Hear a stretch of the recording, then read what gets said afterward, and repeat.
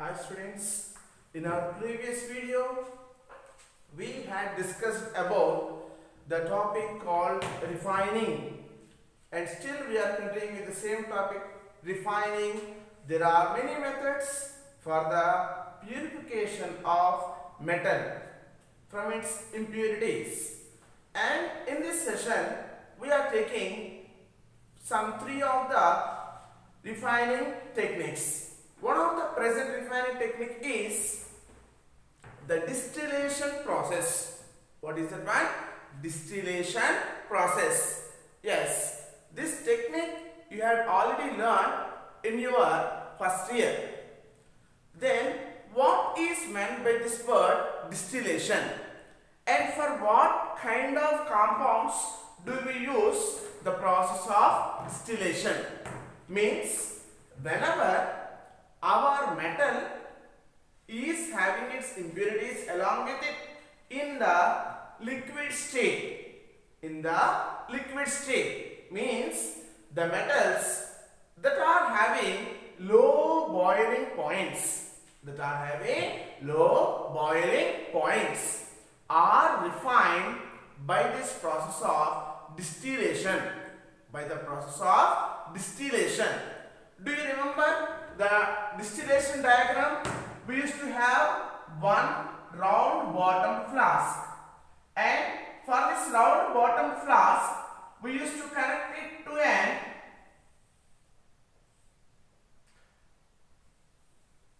vacuum which will be cooling these gases. Then we used to have one conical flask at the last, a small distillation diagram. Here we used to take the mixture that need to be separated. So in this mixture, in this RBF round bottom flask, what are we going to take means the low boiling point metals which are having some impurities will be taken in this round bottom flask. Once we start on heating the contents that are present in the RBF, the pure metals will have low boiling points, whereas the impurities will have high boiling points. So when we start heating the contents of RBF, the metals that are pure will be evaporated first, and they will be condensed in the condenser, and they will be collected back. So by this process of distillation, the pure metals like zinc and mercury, which are having low boiling points, are distillated. Now we are going for the second type of refining method, that is called liquation. What is the second type of method? We call this as the liquation. Liquation means whenever we see any solid, these solids will have generally melting points low. We are observing the solids that are having low melting point. Let us imagine we have a slope. On this slope, we placed an impure metal. This impure metal is having low MP. Low MP means low melting point. For the metal only, its melting point will be low. But for the impurities, they will be having high melting points. So once we go on heating this block of the metal that is in an impure state, first of all, the pure metal that is having low melting point will be flown down, leaving behind the impurities that are having high melting points. Once again, we are recalling. The liquation process is the one in which the metal that is having impurities in it, when heated, and the metal is separated out in the form of liquid state because it is having low melting point. whereas the impurities are having high melting point. So let us just have a glance what kind of metals will be refined by the process of liquefaction. We can refine the metals like tin by the process of liquefaction. Let us see these two topics once again. What is meant by distillation? It is used for refining low boiling metals like zinc and mercury. Then where do we use liquefaction? It is used for refining low melting metals like tin. Here the impurities evaporated and pure metal is distillated, whereas in this case the high melting impurities are left behind, whereas the pure metal that is having low melting point will be removed in the form of liquid state. So let us take up the next kind of refining. So the next main important refining is vapor phase refining. What is the kind of refining we call here? Vapor phase refining. Do we know or remember the word vapor state? When does this vapor state is observed? When we heat any liquid, it will be changing into a vapor state. In this so-called vapor phase refining, there are mainly two steps to be observed. Our metal will not be in a pure form. First of all, it will have some impurities. So, this impure metal need to be converted into vapor state. It will be done by the help of using an suitable solvent. What is meant by solvent? Solvent is a substance that dissolves the solute in it. So, this solvent and solute together, they will form one compound, or we say complex together. And after forming the so-called complex in the vapor state, we further go on increasing the temperature. That means we go on heating at high temperature. At high temperature, the formed complex will be decomposed, giving pure metal. For this, let us take one example. There are mainly two kinds of vapor phase refining. That depends upon the metal that need to be refined. The metal that need to be refined. One of the vapor phase refining we call as the Mons process. What is the process we are calling here? Mons process. And which metal can be refined in this method? By the Mons process, nickel is refined by the Mons process. Which metal is refined by the Mons process? Nickel is refined by the Mons process. First of all, this nickel is heated with carbon monoxide. Nickel is heated with carbon monoxide. We said in this means in the vapor phase refining, metal, our metal is nickel. The metal is converted into volatile compound using a suitable solvent.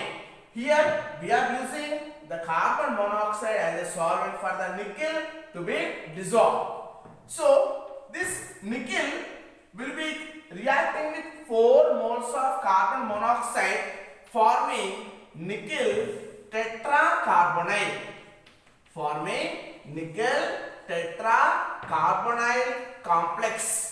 Nickel tetracarbonyl complex.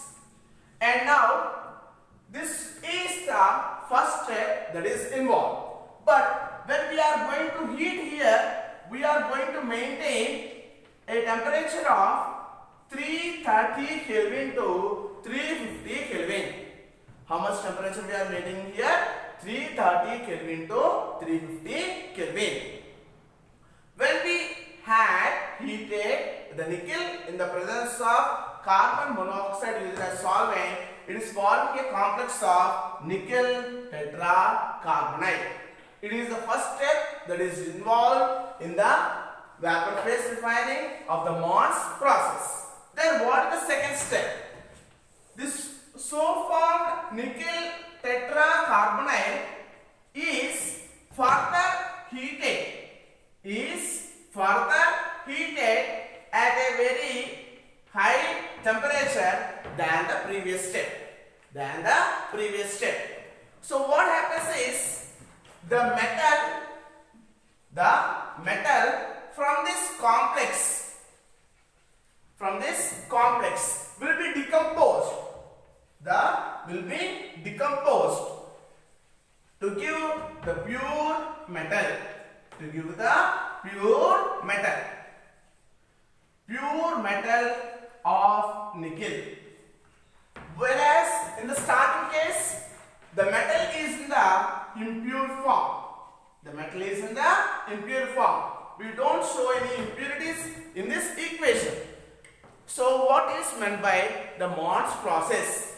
Mons process is used for the refining of impure nickel. What are the steps involved here?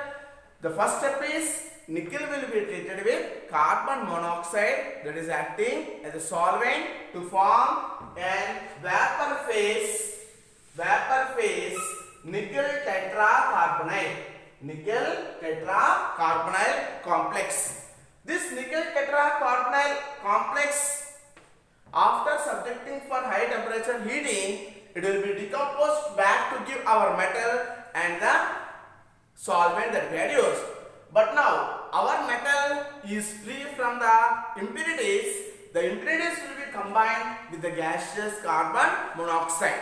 So Mons process is used especially for the purification of nickel. See the two main points again.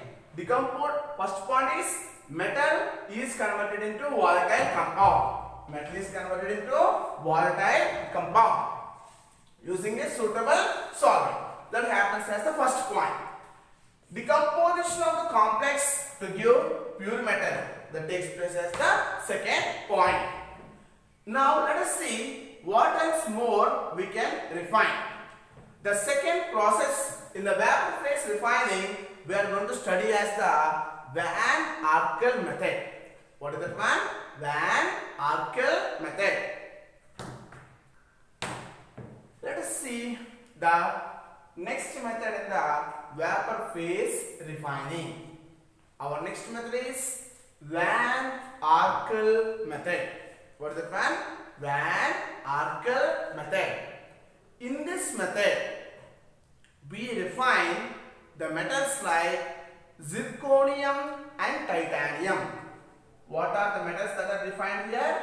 Metals like zirconium and titanium are refined using Van Arkel method.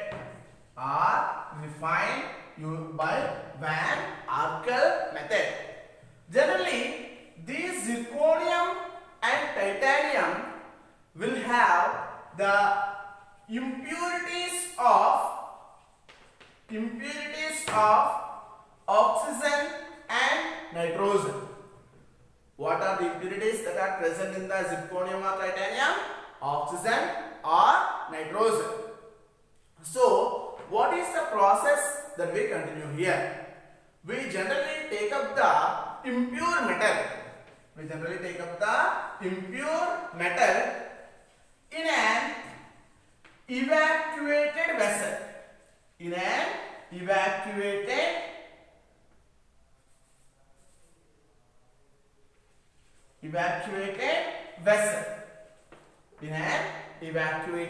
vessel filled with iodine. Here, iodine will be used as our solvent.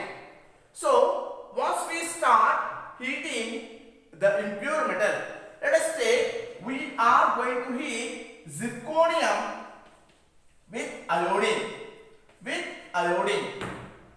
This zirconium and complex of zirconium tetraiodide. Zirconium tetraiodide. Zirconium tetraiodide. And this so-called complex that is formed will be further heated on an filament, tungsten filament. It will be heated on the tungsten filament. The complex is heated on tungsten filament. On tungsten filament at a very high temperature of 1800 Kelvin. At a very high temperature of 1800 Kelvin. The so-called metal in the complex. What is the metal in the complex here? Zirconium. That will be decomposed on the tungsten filament in its pure form. It will be decomposed on the tungsten filament in its pure form. Means the complex will undergo the decomposition reaction. What is the complex here? Zirconium tetraiodide. When we heat on the tungsten filament, the zirconium in its pure form, is deposited on the tungsten filament. So the two processes that we had discussed, one is called Morse process, in which we had heated the so-called previous metal. Now we had went with Van Arkel method. Both are used under the vapor phase refining. In both cases, the metal will form a complex with the solvent. Upon further heating, the metal complex will decompose to give the pure metal. The last method of refining is column chromatographic technique. What is this one? Column chromatographic technique. In your biology, you have learnt about the chromatography technique. What is meant by chromatography technique? Separating components based on their colors. Even in the first year chemistry of the 12th chapter also, we have learnt about paper chromatographic technique. What had you learned? Paper chromatographic technique. Do you remember the paper chromatographic technique? There we used to take one beaker, and in that beaker we had placed some solvent. And we had placed a glass plate. What had we placed? A glass plate fixed with some paper on its surface, and we made from the bottom 2 centimeters in length, and at the center we dropped one ink. After some time, when we clearly observe at different points, we can see different colors. How did we see these different colors? Means the ink used to flow upward along with the solvent, because generally the solvent will be stick to the surface of the paper.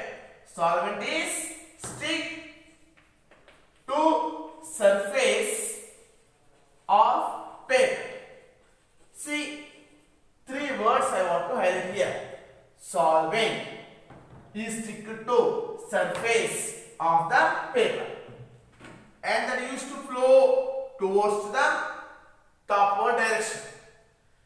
The ink that we are using may be black ink or blue ink. It is not of a single component. It is a mixture of different colors. It is a mixture of different colors. So, after some time, each colored component will stop at a particular place, indicating its rate of flow. And on this paper that we are used there, we used to see different colors from the originated from the ink. There we used to call this one as an paper chromatography. What do we used to call this one as the paper chromatography? It takes place at the surface. Whatever happens at the surface, we call it as an surface phenomena. We have to call this one as a surface phenomena. For example, we are having a white chalk piece. If I dip this white chalk piece in a glass of ink, we observe on the surface there will be the color of the ink, but inner of this chalk piece we will not have this color. Whenever we want to study this title with a particular name, we call it as the adsorption. What do we call this phenomenon as the adsorption? Adsorption means accumulation of molecular species. Accumulation of molecular species or group of atoms at the surface rather than in the bulk.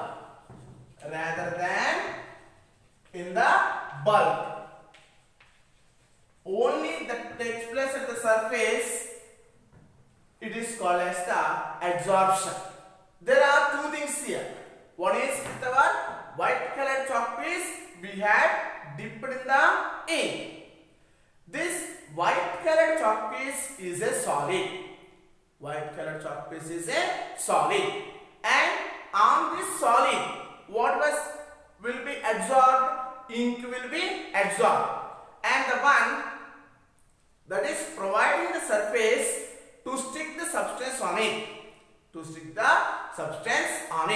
We call with different names. The one that is sticking on the surface, it is called as the adsorbent.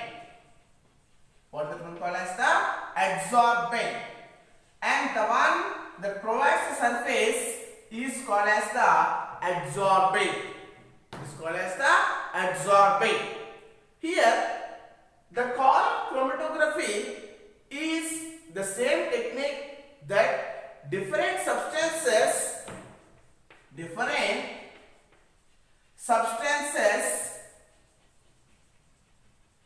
adsorbs at different rate. Or once we take two or more components, one substance may stick very fastly on the surface, another substance may not stick on the surface, whereas that will be dissolved more on the applied solvent. Let us come to the point column chromatography. Here we are having a vertical burette shaped column. In this column we will fill an adsorbent, that is Al2O3, that is going to provide the surface. And here when we drop or once we add any solvent,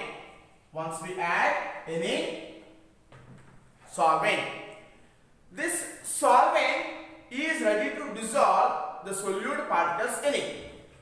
Along with the solvent, first of all, we will use our sample that to be separated. In the sample, there are two or more components which are having same chemical properties, nearby chemical properties.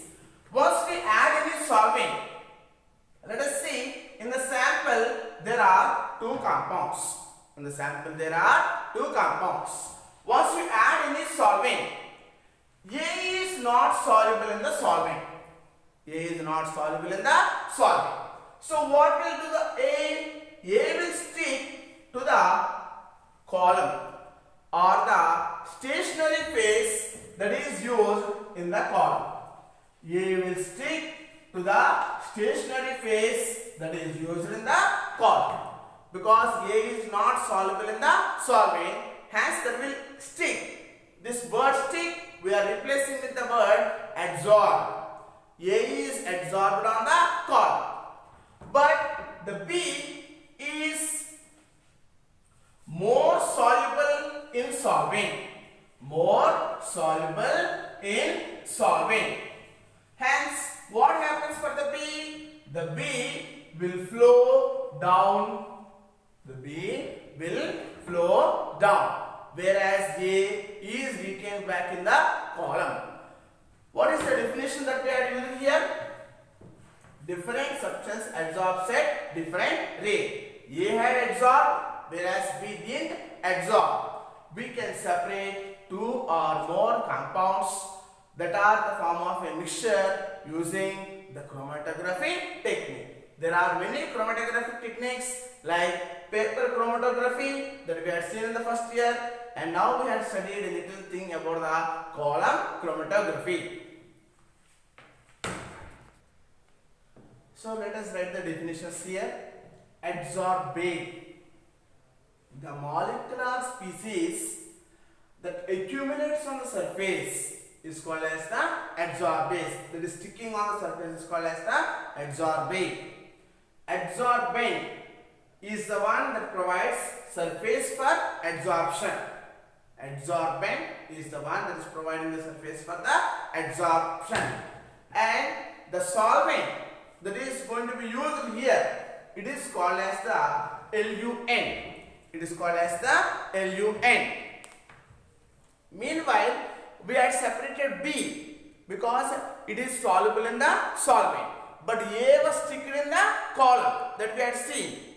That A will be eluted by using another suitable solvent.